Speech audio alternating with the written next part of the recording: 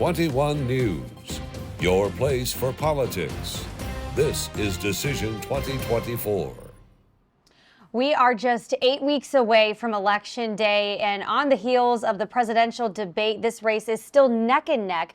VP Kamala Harris and former President Trump just went head-to-head on the debate stage on Tuesday night. So we're going to go over it all, and we're doing it with the 21 News political panel. We're taking it to another level this year for Decision 2024.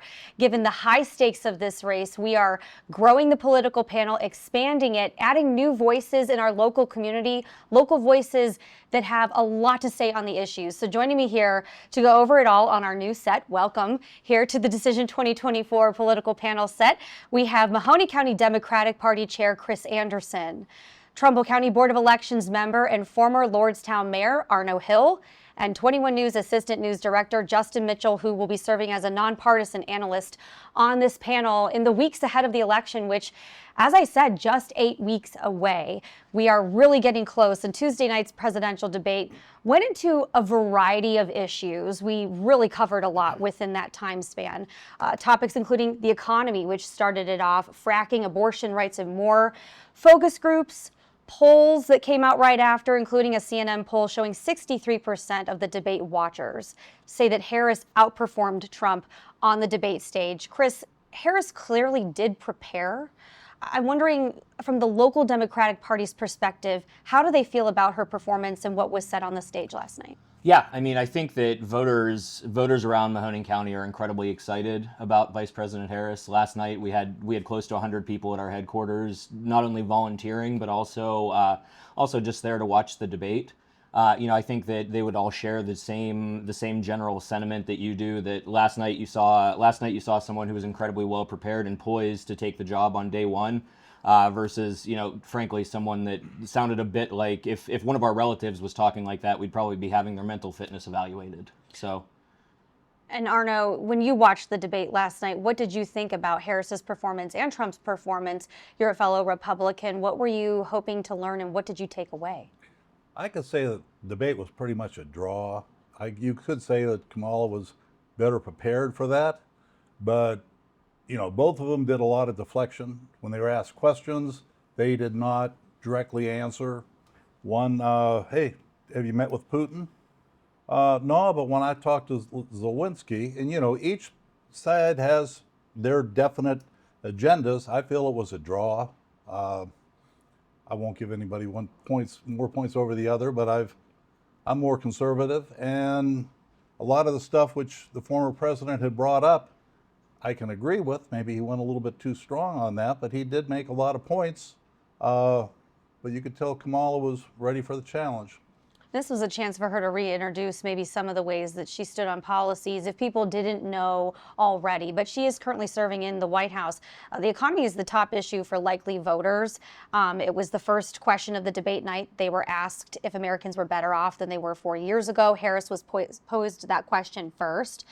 Did she answer that question enough for you, Chris, for the fellow Democrats who are worried about the economy or maybe have some concerns? Sure. Yeah, I think that she did an outstanding job outlining her vision for creating an opportunity economy, whether it's tax cuts for small businesses, whether it's tax cuts for small businesses, or whether it's even just things as simple as how you address the housing crisis. I think what we saw was a very clear-cut vision. So no, I think she dissuaded. I think she took care of everybody's concerns about how she would address the economy. And I think that especially when you compare it to what you heard about, for example, the Trump taxes that would increase everybody's average cost of living by roughly $4,000, it's a very clear distinction. Justin, I want to bring you in on the conversation with the economy and inflation, because this is something that we do report on quite often. She mentioned an opportunity economy. She wants to extend those tax cuts, as he mentioned, a $6,000 tax cut for families with children, a $50,000 tax cut for new business startups. flare-ups, but she didn't detail how the nation, A, would pay for it, or B, also how she would lower inflation. And we are fielding actually a new report out today on inflation. I have the article with me here. And we're looking at, maybe inflation down, but the core inflation, which does strip away some of those categories like food and energy, came in a little bit higher in July. So where did she not go far enough that maybe left the voters wanting more? Well, I think it depends on which voters she was speaking to. And she was walking a very careful tightrope there, because if you're speaking to a voter who, like if you're trying to convince a Republican voter to switch over, or an independent who's kind of dug in, then no, she didn't go far enough with detail. But remember that we're talking about a debate where you're really talking about a sliver of voters who are not decided right now. So the tightrope she had to walk was really more gamesmanship. And like Chris mentioned when she mentioned the Trump sales tax is how she referred to tariffs. She took an arrow out of his quiver by not allowing him to define prices are high. They've been coming down, but they're still high. But by getting that in early, and instead of making it about prices being high now, it was about how what he would do would make them higher. She probably made the economic argument and turned it on its head to some of the persuadables who just go, oh geez, if we're hurting now, what if they go higher? That was an opening salvo that allowed her to roll from there. So no, it wasn't detailed enough, but debates, when you get too detailed, you tend to eyeballs gloss over. You got to walk that line. Arno, do you agree? Do you think that Trump did enough to go into detail? I think a lot of Americans watching the debate last night were saying, okay, what's their game plan to help us pay for our groceries, our monthly bills, utilities, expenses? Did you get that out of either candidate? I didn't get that from either candidate. I look at the last 3.5 years where we had real high inflation. And when you talk about high inflation, how much cars, groceries, housing have gone up, and the multiplier effect on top of that. People say, why did my house insurance go up? Well, if it costs more to replace your house, if you have something, your house insurance is going up. The price of cars has gone up. And because of the economy, I really feel the electric vehicle, it was being pushed for a personal agenda, and because of the green energy. And, I don't have a problem with electric vehicles, but I do have a problem when they're trying to get rid of all of our fossil fuels. And I feel that who was in charge when we had 20-30% inflation? And how come that hasn't been addressed? You can't come and say, hey, I'll address it, here's what I want to do, when you've been there for 3.5 years. And is that going to be maybe a difficult hole to dig out of, Chris, as we go toward the election day? What more can be done on her behalf and her campaign's behalf to explain to the voters how she's not going to be a repeat of what we already have in place? She's part of the situation that's in office now. Yeah, so I think when we talk about inflation, it's really important that we paint an accurate picture of how inflation happens. And first, we look at the fact that right now corporations have record profits, that instead of passing that on to consumers or to their workers, they're doing stock buybacks, they're paying out bonuses to executives. So yes, there's absolutely inflation, but you also have to look at it relative to the rest of the world as well. And to say that we're not dealing with inflation better than the other developed countries in the world is just simply not a lie. It's just simply a lie. The Biden-Harris administration has handled inflation better than this isn't a U.S. problem. There's a reason that the accurate term for it is global inflation. So it's a global problem that was created by supply chain issues, that was created by labor shortages from people exiting the workforce post-COVID, and that was created by a once-in-a-lifetime pandemic. So we have to do more, absolutely, and she needs to also articulate this. We have to do more to help families that are struggling. But it's important too that we push, or that we continue to let folks know that, hey, there's one group of folks out here, and her team needs to make this argument. There's one group of folks out here that are trying everything in their power to handle inflation, and there's another group of folks out here that literally want to charge you $4,000 more per year on top of what you're already paying to give tax cuts to people who need them the least. Do you agree, Arno? Or? No. We're already paying $4,000 more a year. And whose administration did that come under? And one thing, if you go back to the basics, when did it become government's job to provide food, clothing, shelter? I believe in a hand up, not a handout. And the more people have to rely on government, more government controls you. And I don't agree with that at all. And when you have the tax cuts, they keep saying, well, we have to raise the taxes on the rich. The rich right now pay the majority of the taxes. And when we see with the economy, well, we're going to give people $25,000 down payment on a house. Well, why don't you pay some money off on my house? I had to save for mine like most people did. You know, it gets to the point that where's the money coming from? And I do blame both sides on this. You have to sit and wonder, when is our national debt going to start shrinking? And right now, they're trying to work on maybe averting another government shutdown, though we heard a stopgap bill will probably be put in place until the election. I want to move forward a little bit, Chris, when you mentioned the economy and the global economy and jumping off, because Ohio came up in the debate last night at least twice.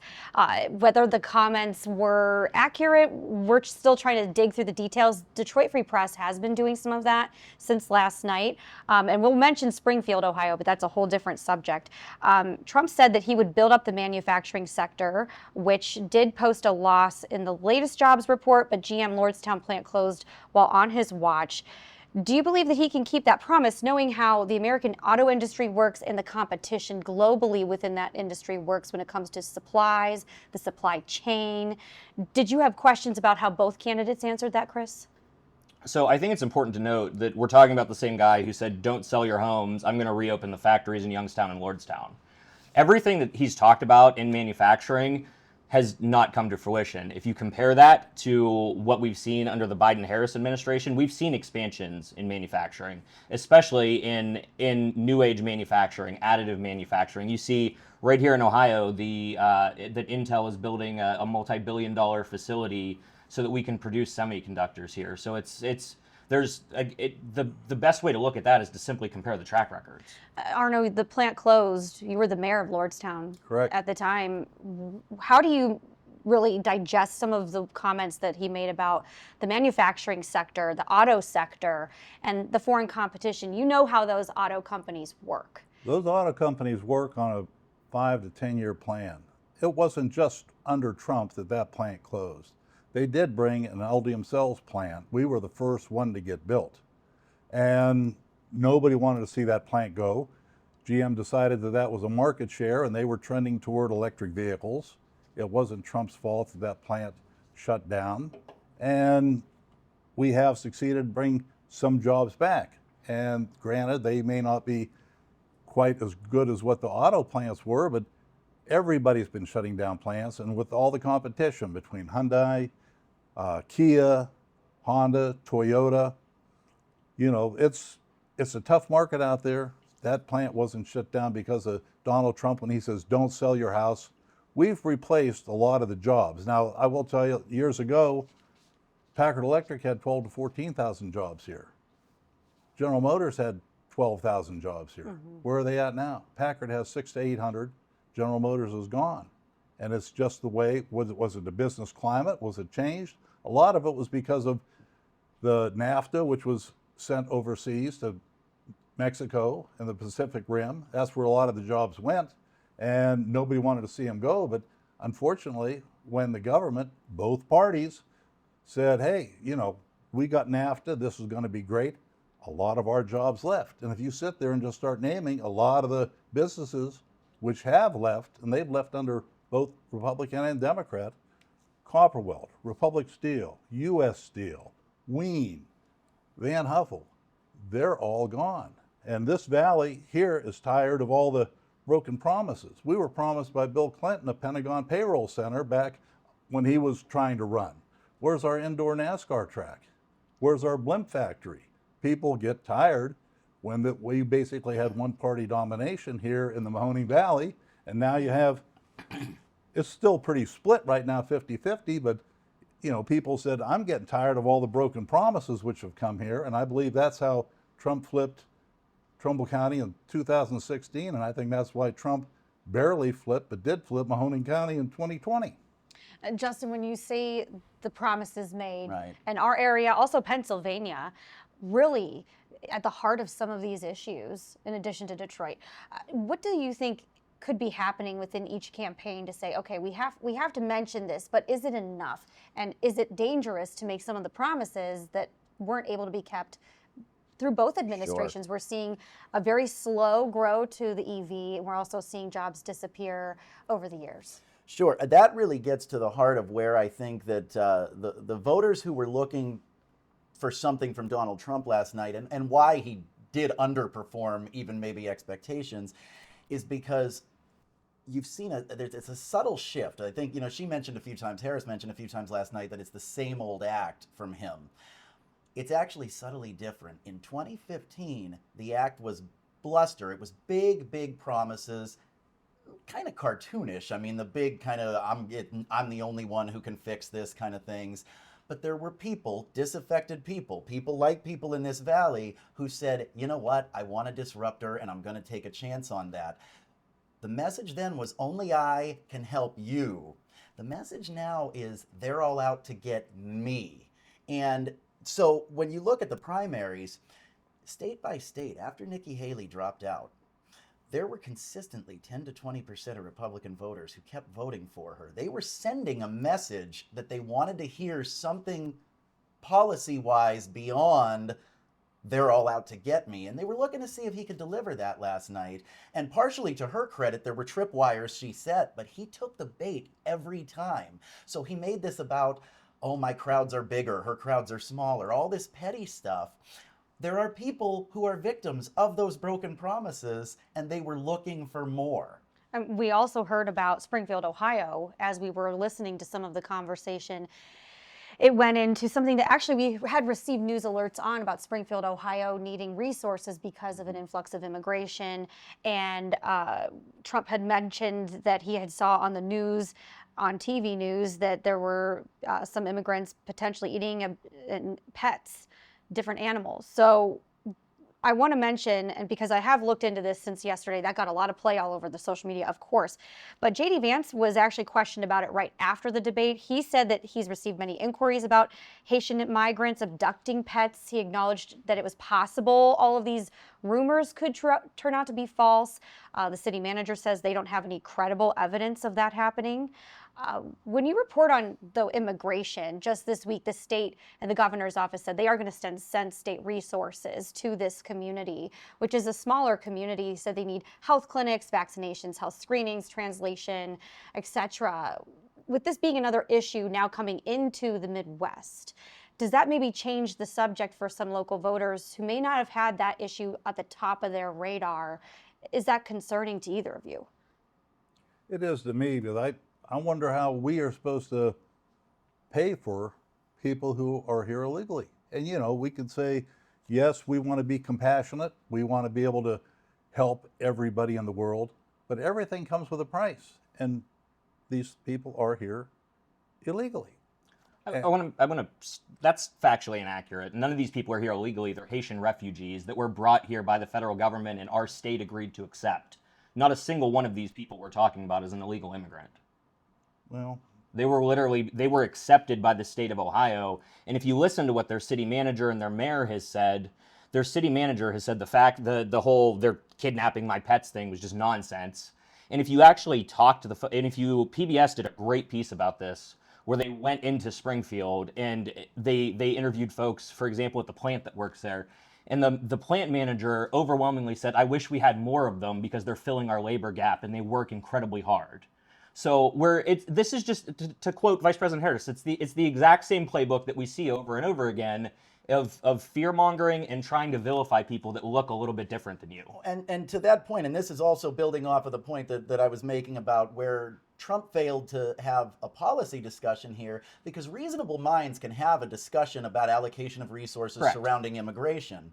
He missed that opportunity because instead he circulated, J.D. Vance said in that, probably the same interview you're referring to, that if it wasn't true, people should still keep circulating it because it's getting attention to the issue. The trouble is it is getting attention to the issue on these grandiose, provably false claims. And so now if you're sitting at home and you're a Republican voter who has concerns that, like Arno brought up, about allocation of resources and how best to handle an influx of immigration, well then, having a discussion about migrant crime is not helpful because it's not true. The Brennan Center for, I wrote it down, the Brennan Center for Brennan Center for Justice has detailed that migrant crime is provably false. Communities that have lots of immigrants and lots of migrants have demonstrably lower crime rates, which actually makes sense when you think about it. If you're driving without a license, don't you make sure you don't speed, right? So instead of having the legitimate, reasonable minds can disagree policy discussion, they're whiffing to just denigrate human beings. And you're missing the opportunity to have a real discussion. Well, and I think it's important when we're talking about having these real discussions to point out that the Biden-Harris administration authored, in addition, or in conjunction with James Lankford, one of the most conservative members of the United States Senate, the strictest, most tough border bill in U.S. history. And it was all set to pass until Donald Trump called his friends in the Senate and said, kill it. I want it as a campaign issue. Why can't she step in and do something now? She is in office, and he mentioned that at the end, Chris. So I think a lot of folks watching saying, okay, the optics of this issue, if it's such a horrible issue, why not do something now? Executive orders were commonplace in both administrations, this one and the last, and Obama's. So again, how does the issue, where it's now coming up to this direction, whether or not the discussion was brought up, and now this is something that's playing out in the news. Sure. So how do you... I would say first that vice presidents can't issue executive orders. And then I would also say that if you look, President Biden has tried to take executive action after executive action, and they're struck down by the MAGA majority on the U.S. Supreme Court that Donald Trump stacked. Okay, so a vice president can't issue an executive action. Correct, I'm aware of that, but she's part of that discussion. Why wouldn't she have mentioned that last night? So people can draw that contrast. Well, she did. She mentioned multiple times that there was a border bill, that, we all agree this is a problem that needs to be taken care of, and we had a bill to take care of it, but Republicans would rather use it as a campaign issue than actually handle the problem. And as you move into the final weeks of the election, how does that then play out at the ballot box? Because people are already starting to vote. They see the images on the news. They understand now where each candidate stands on the issue. So then where do the voters lie if they have remaining questions? And we're starting to see this bubble up in a small town, this conversation in Springfield, Ohio. Sure. Yeah. I mean, again, I would draw the contrast that there's one party that had a plan and had a bill that was bipartisan, that was drafted with one of the most conservative members of the United States Senate. And there's another party that just wants to use it as a campaign issue. I would also argue that there were 4 years under the Trump administration where migrant border crossings skyrocketed. Nobody ever brings that up, though. And Arno, do you agree? Do you think that this is something that will weigh heavily on the voters at the ballot box? I think it will, because there still are a lot of immigrants who came across illegally. Chris said that all 20,000 of those Haitians came here, and we opened our hands and welcomed them. And I'm the first one to say, hey, we have to take care of some people. It's but 4,000. 4,000. 4,000. Well, the news said anywhere between 15 and 20,000 had come into that town, and it's anywhere between 11 and 21 million who have come across illegally. Now, they made an issue. You said that the ones who were in Springfield were legally accepted. How about all the other ones who weren't? And why are we supporting them? Why are all our governments going into deep debt to pay for people, take care of them better than we do some of our own people? I got a problem with that. And Justin, do you think that this is strategy that both campaigns need to work on? Again, it's who the sliver is that you're looking to appeal to, and I think that you've got really two camps here that will ultimately probably be the ones to decide the election, because you've got your dug-in Harris voters, you've got your dug-in Trump voters. The Trump voters have been dug in for a long time. We know what their numbers are. It's in the lower 40s, and he has to build on that. So what you're talking about are your people who are just now kind of starting to pay attention, that are not regular voters, and they were looking for, and that's why Harris did have a strong night, because she talked about kitchen table issues as opposed to, and obviously there were attacks, but she talked about, for instance, there were a lot of newly registered women who, when she mentioned what the late-term abortion really means to them, she spoke to them. They'll help decide it, these new voters, young voters. And then also, and I really think that this can't be overstated enough, there are Republicans who want to talk policy again and are tired of it being so pugilistic all the time. And those are your 10 to 20% of Haley voters who were sending a message. that's where it'll play in, is they want a policy discussion and not just bombs. One question I have, well, if you want to continue, go ahead. And One respond. thing which you also brought up about the people who were the Haley voters, you also had a group of people who weren't happy with Joe Biden either, and they came and they basically did not vote for anybody, or they basically picked none of the above. So both parties have had disagreements within their own party of who they want for their candidate. Absolutely. No, that's a really good point, and they will be part of those voters who determine. That gets to turnout. Do you turn out your base? And so I do think both are going to ultimately turn out their base, which is where you are left with that sliver. And there's Republicans who don't really fit the base, but they're Republicans. They're very conservative people. Your Liz Cheney types. People who would agree with Liz Cheney on everything are certainly not anybody's idea of a liberal, and they're looking for a place to go. I want to bring this close to home now because you both have a pulse on our local voters here in the Valley. And so really important to me, want to know what wasn't addressed last night by both candidates that you wanted to hear more about, that you thought was left out. Something that stood out to me that wasn't answered in the first debate was childcare and the rising cost of it and access to it nationally. Right. Also, more on the EV infrastructure. I felt like that was glossed over with the policies on energy. What did you not hear that you thought, you know what, I wish they would have touched on this in detail because our voters are worried? Childcare is at the top of my list, especially as a parent of two. I can attest, firsthand just how outrageous the costs of childcare are. So I would have absolutely liked to have heard more about that. And then another thing that I would have loved to have heard about is about the revitalization of these old manufacturing economies as well, and the things that we can do. Like we've seen it through the incredible works that the YBI is doing in additive manufacturing, for example. I would have loved to have heard more conversations about what a future economy looks like. So those would be my top two. And Arno? I can agree with the energy totally. We don't have the infrastructure right now to be able to run all the electric vehicles which have been rammed down our throats. They should have gone hybrid. There should have been a mix there, because if you don't have the infrastructure, how are you going to charge everything? And when you're down in Florida and then all of a sudden a hurricane comes through and everybody has an electric vehicle and then they decide they want to escape, and what are you going to have? You're going to have a bunch of electric vehicles, if they haven't been charged, sitting on the side of the road trying to get out of there. We need a mix. You can't just be totally anti-fossil fuel. That's just like we got 2 natural gas electric generating plants in Lordstown. Wind didn't work in Texas. You had the wind turbines, which froze up. And the reason they built the Ravenna Arsenal here years ago was because of our cloud cover.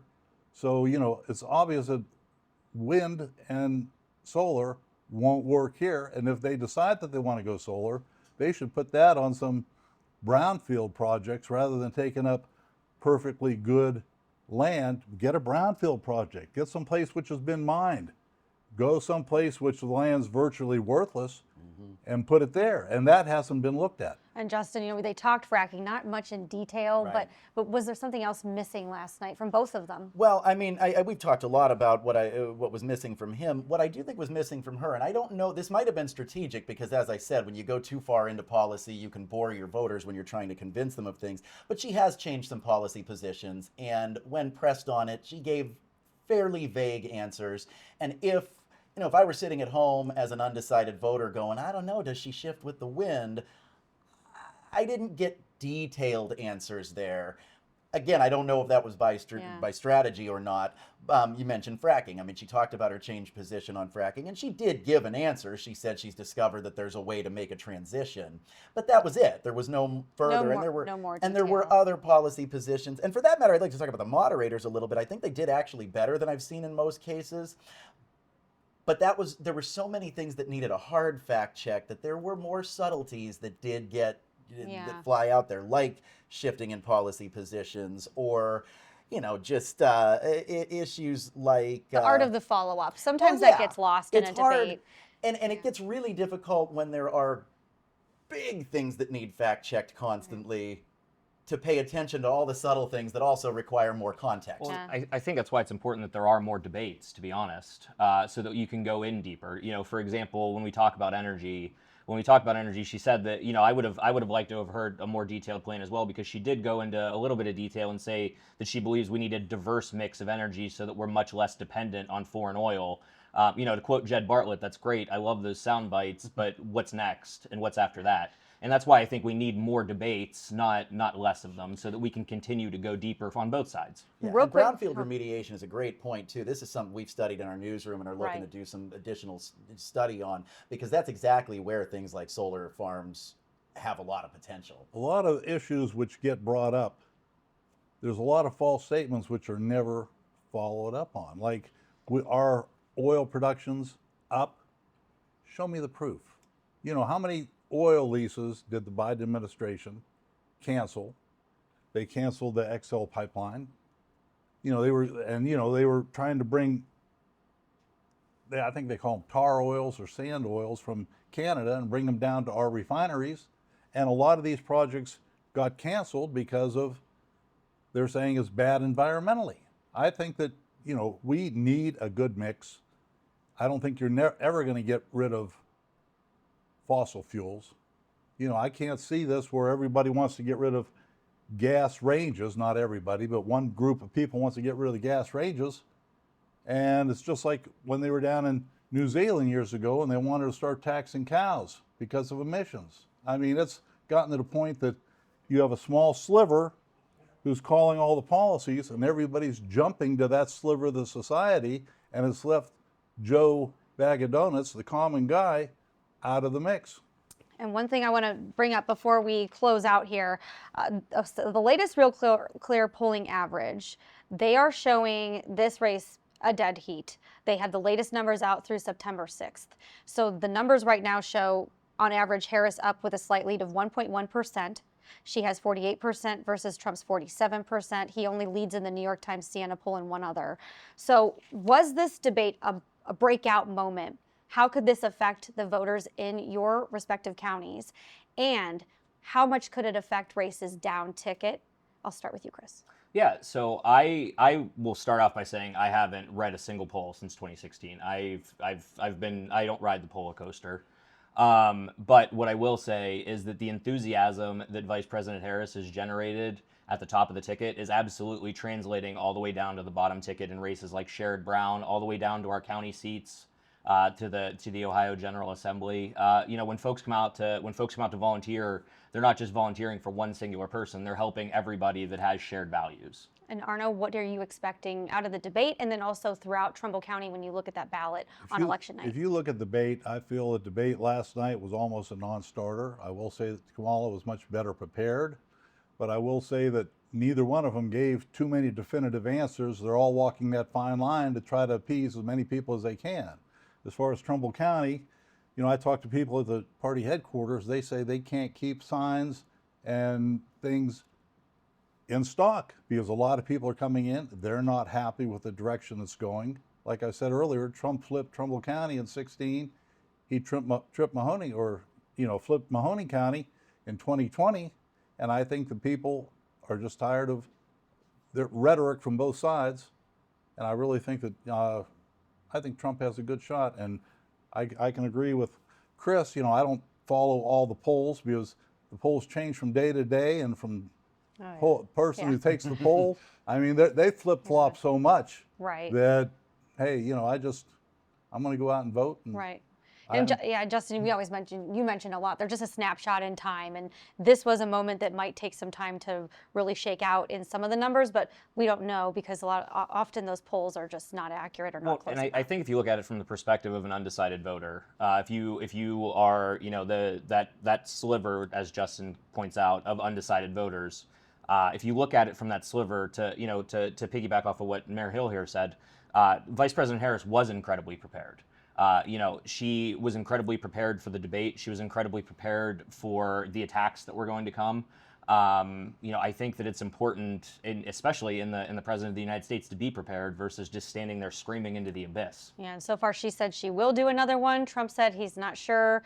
We'll see. So to be continued. Really appreciate having all of you here on the political panel with us as we debut our brand new set, and a great conversation, especially as you bring in, the local level, because that's where the spin stops. People take those issues to the ballot box and they make their decisions. So thank you so much for being here. Yeah, Okay, absolutely. appreciate the Anytime. offer. All right, thanks.